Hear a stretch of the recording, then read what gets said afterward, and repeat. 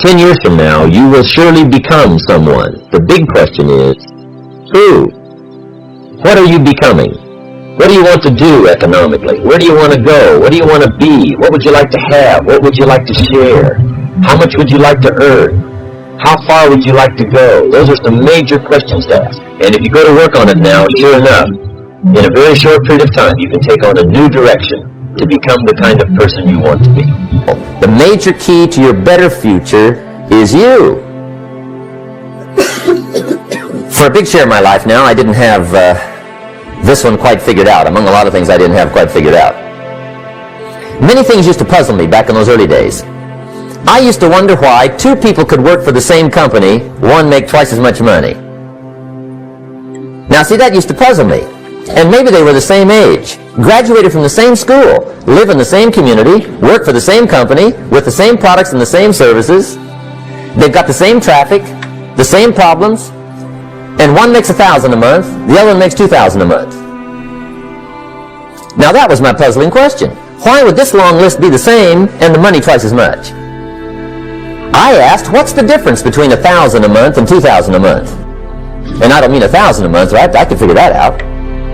But what makes the difference? Why would one person do twice as well, 3 times as well? Speaking economically. Now, I know there's more than one way to do well. I understand that. But in this little narrow area called compensation, what's the difference? Well, back then, with my faulty thinking, I'm trying to reason it out.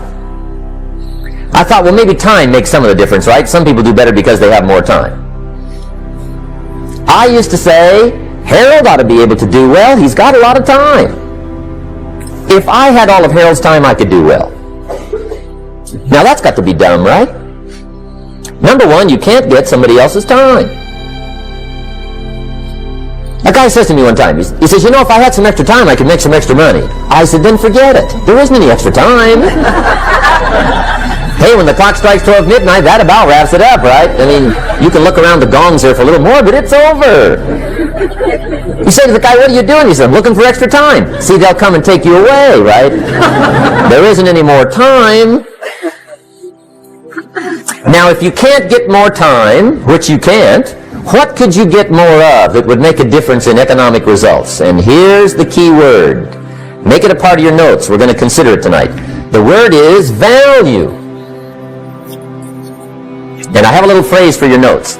Value makes the difference in results.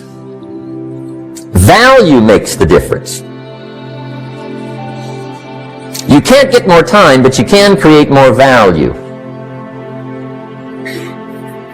Now, here's the first lesson of economics. Everybody should learn it from the time they're old enough to understand what a dollar means, how to earn one, how to get one, how to keep one, what to do with it. First lesson of economics. We primarily get paid for value. That's lesson 1. Bringing value to the marketplace, that's how you get paid. You don't get paid for the time.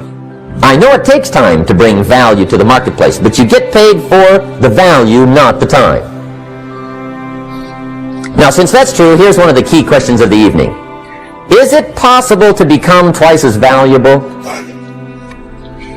at the marketplace and make twice as much money in the same time? Could you become 3 times as valuable? Make 3 times as much money in the same time? Is that possible? The answer is yes, if. And it's always if, right? Life is known as the big if. Harry Truman once said, life is iffy. How true? And here's the big if we're going to consider tonight. It's possible to do much better at the marketplace if you go to work primarily on yourself. And that's the theme of our seminar tonight. Learning to work primarily on yourself. People have asked me for the last 24 years, how do you develop an above-average income? And the answer is, become an above-average person. Develop an above-average handshake.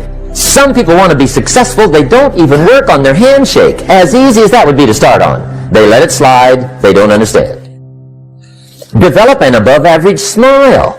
Develop an above-average excitement. Develop an above-average interest in other people. Develop an above-average intensity to win. See, that'll change everything. Probably one of the most frustrating experiences in life is looking for an above-average job with above-average pay without becoming an above-average person. It's called frustration.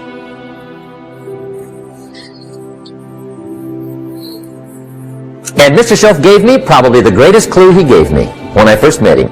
He said, Jim, if you want to be wealthy and happy the rest of your life, just learn this lesson well. He said, learn to work harder on yourself than you do on your job.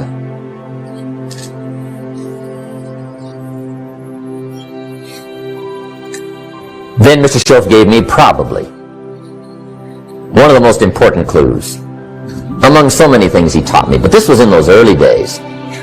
Mr. Shelf is very kind, but he was also very abrupt.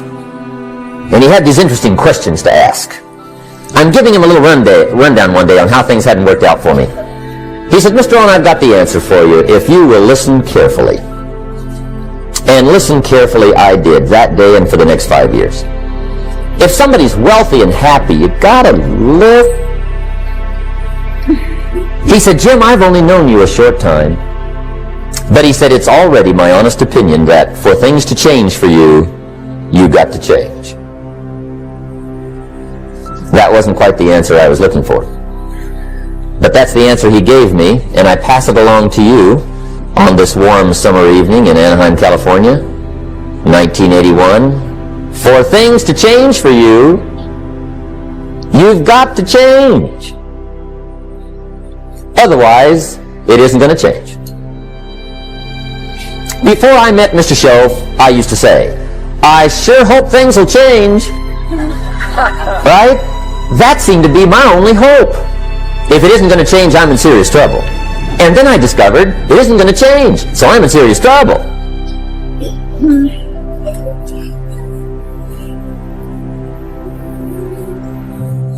See, I can tell you what the 80s are going to be like. You have dropped into the right place.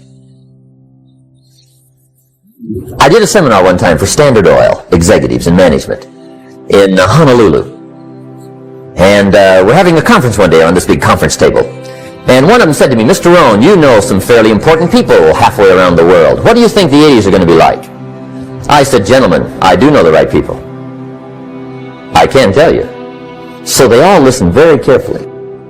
And I said, gentlemen, based on my wide experience, I can really honestly say to you, in my opinion, in the 80s, it's going to be about like it's always been. Aren't you glad you came? That's inside. I don't pass that around just everywhere.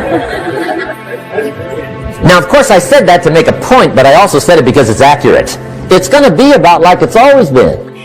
It isn't going to change. The tide comes in, and then what?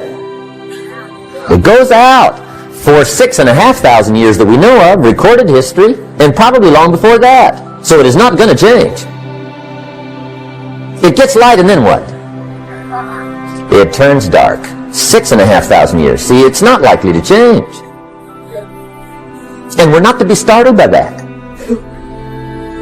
And if the sun goes down, the guy says, what's happened? What's happened? It means he hasn't been here long, I guess, right? It always goes down about this time. The guy says, well, I don't like that arrangement. Well, you got to talk to somebody besides me, right? It gets light, then it turns dark. In rotation, the next season after fall is what? Winter. Pray tell, how often does winter follow fall? Every year regularly for the last 6,500 that we know of. See, it is not going to change. Now, some winters are long, and some are short, and some are hard, and some are easy, but they always come right after falls. It isn't going to change. Sometimes you can figure it out, sometimes there's no way to figure it out. Sometimes it goes well, sometimes it gets in a knot. Sometimes it sails along, sometimes it gets in reverse. See, that's not going to change. The last 6,000 years reads like this: opportunity mixed with difficulty. That's how it reads. It isn't going to change. The man says, well, if it isn't going to change, how will my life ever change? Answer, when you change. And whether I'm talking to high school kids or business executives, my message is always the same. And it goes like this. The only way it gets better for you is when you get better.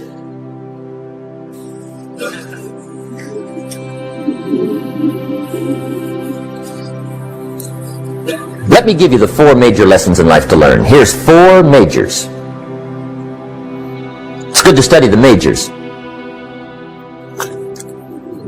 In our weekend seminar we teach. Some people don't do well because they major in minor things. You've got to be on the lookout. At the end of every week, end of every month, you've got to check, make sure you're not spending major time on minor things. We go through that whole series. Majors and minors. Now, let me give you 2 phrases before we get to the 4 majors. This will set it up and you'll see where I'm going. 2 key phrases for your notes. Here's the first one. Life and business is like the changing seasons. That's the first phrase. Life and business is like the changing seasons. One of the best ways to describe life, it's like the seasons. Frank Sinatra sings, life is like the seasons. Now here's the second phrase. Very important. You cannot change the seasons, but you can change yourself.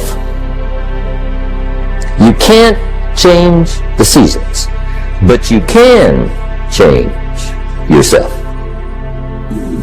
And see, that's how life gets better for you. Not by chance, but by change.